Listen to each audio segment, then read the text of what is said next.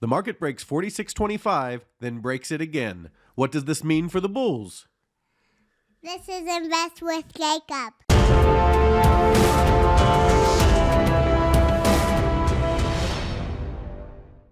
Okay, guys, so she puts a smile on my face, and hopefully she put one on your face in a time when the market is whipping around like crazy. Since Thanksgiving, this market has not been the easiest to analyze, and today was no exception, with a huge move down and then a bounce and a pretty strong move up that actually might have the bulls in control.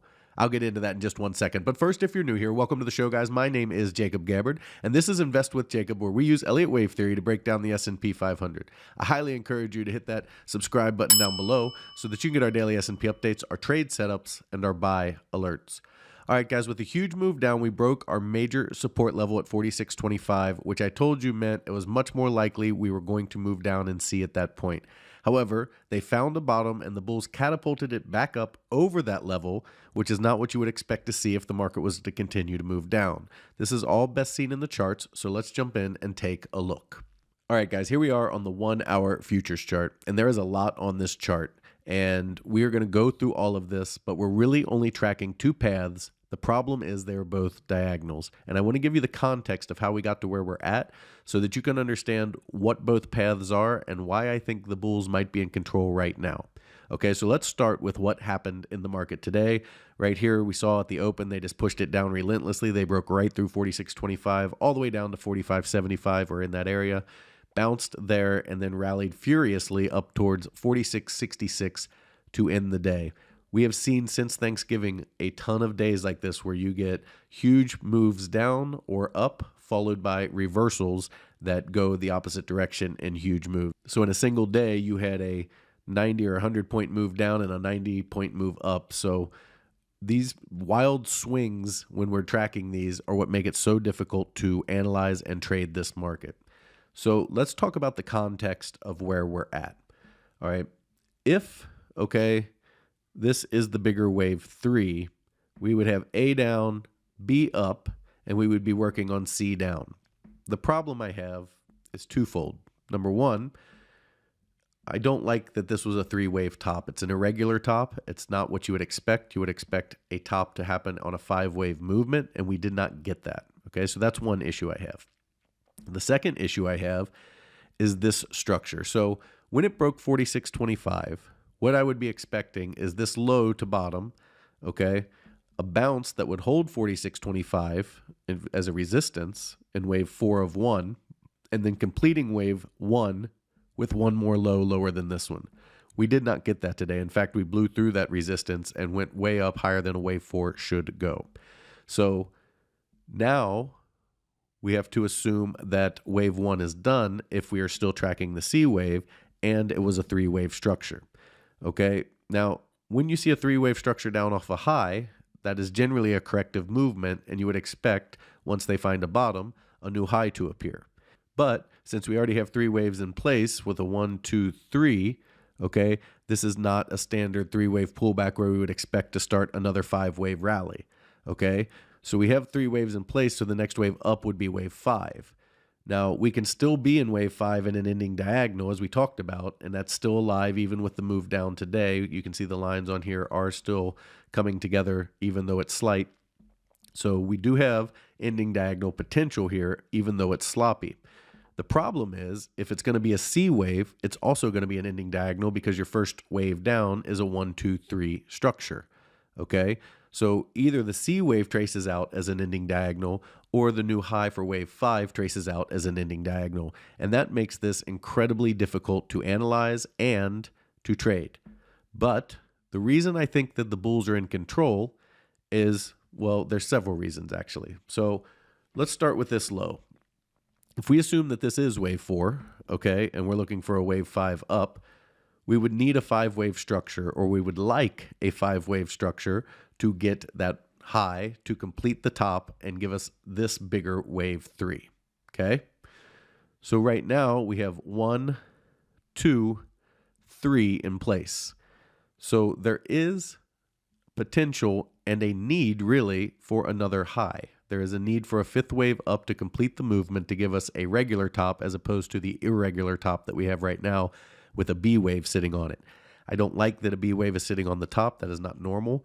And I would expect that we would have made a 5-wave structure. That's why I was very upset that we weren't able to hold this wave 4 and move higher in that wave 5, because it makes this top very odd. So starting with that, okay, we still need another high, in my opinion, to complete this top. All right. The second thing is the move down was a corrective structure. It was a 3-wave structure. I don't trust diagonals in either direction, and now they're both diagonal structures. So I'm going to give the benefit of the doubt to the one that makes the most sense, and we're going to keep going on as to why the bulls diagonal makes more sense. Okay, the first thing is we need this wave 5, in my opinion. The second thing is we have a corrective structure down in this move, even though it was very deep. And now if we trace out an ending diagonal here, okay, we have support from the MACD. You can see down here it was well below -20. And when we get well below -20 like we did here, okay, you see several 100-point rallies like you see here. All right, this was from 4,500 up to 40, almost 4,800. So it was a 300-point rally when we were that low. So the MACD is giving us support for a big rally to come. You see other areas where we have low MACDs and see a couple 100-point rallies. So combined with the fact that we need a wave higher and the MACD gives us support to the bulls as we are so oversold, I do believe the bulls can rally this up. So again, this is going to look very similar to what we see if it is wave C. So the problem becomes both wave C and this ending diagonal higher are going to take on the same shape for a little bit. So we would expect a rally up to this 47.19 to 47.53 region, whether it's wave A of the ending diagonal or wave 2 of C. Okay, that's the 618 retrace and the 764 retrace.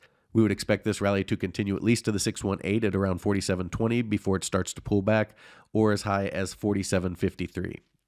Now from there, we're going to see a pullback.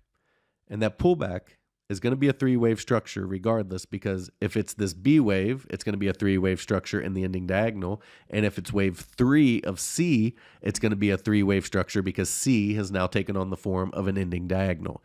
So either way, when we get up here to this area, we would expect one more pullback and bounce, okay?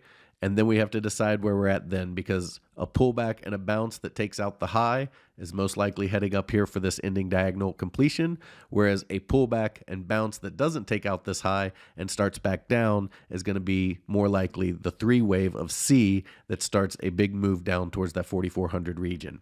So right now, guys, it is a treacherous market to trade. It is a very difficult market to analyze. And we won't have clarity until we get this move up, we get the pullback, and then we get the final bounce to find out if that's going to be A, B, C down, or if it's going to be A, B, C up. One way or another, we're going to get a pretty strong C wave, and that C wave will take us either to new all-time highs or down towards that 4440 to 4350 region we've been talking about. So right now we're sitting on our hands and being patient to see how this plays out.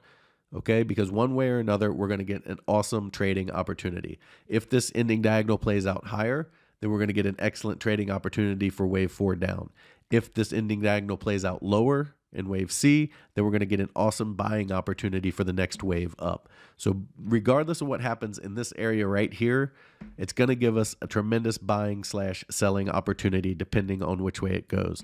I am favoring the bulls at this time because of the oversold nature of the market, because of the rally we had today, and because of the lack of 5 waves up to complete the top. I would like a regular top and then wave 4 down to clean out this mess and all of this whipsaw that we've seen since Thanksgiving, and start to give us regular structures again for our analysis. Guys, if you like the information that I put out in these videos and you want real-time market updates from me, you need to get in my Facebook group, okay? There's a link down in the description. Go ahead and click that link, all right? And it will take you over to Facebook. Now, once you get to Facebook, you do have to get approved to get into my Facebook group, but the only thing that I ask is you subscribe to my YouTube channel. So hit that subscribe button down below and come on over to my Facebook group and I'll get you in.